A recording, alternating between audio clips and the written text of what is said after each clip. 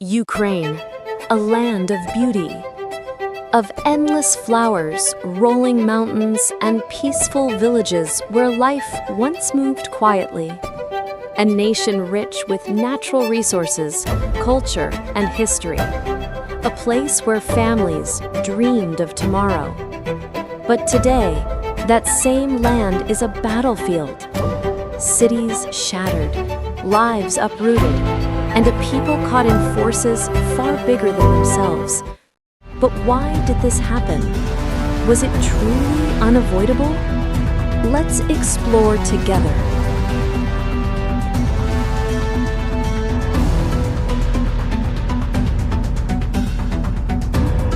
There was a moment when peace still felt possible.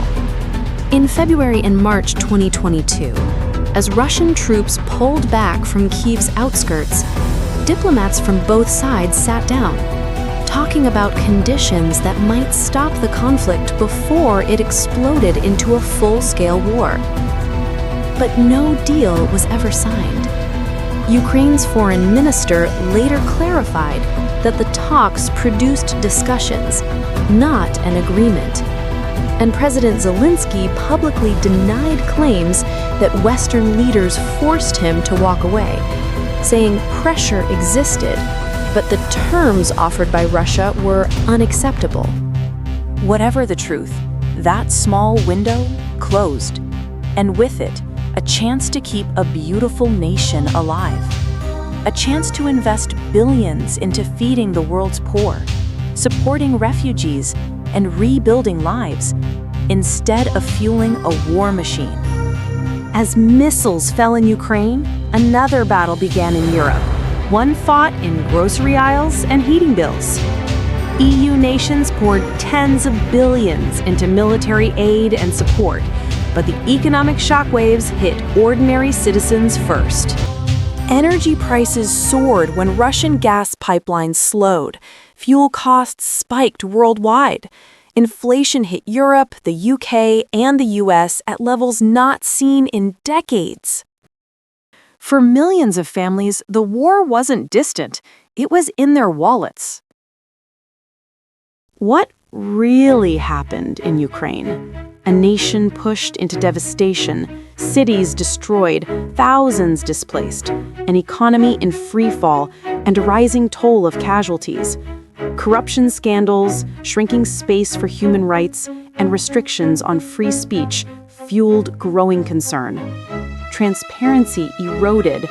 Reports spread across social media and news outlets of forced or pressured mobilization.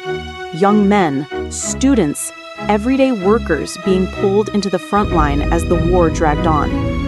An entire generation swept into a conflict many never believed they would face. By 2023 and 2024, a darker conversation emerged.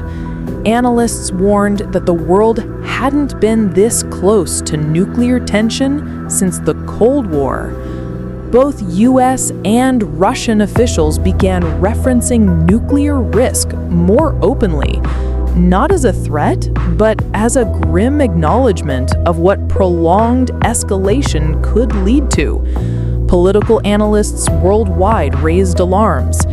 If diplomacy fails and both sides keep raising the stakes, humanity moves closer to a line no one wants to cross. So today, the question is no longer just about borders or geopolitics.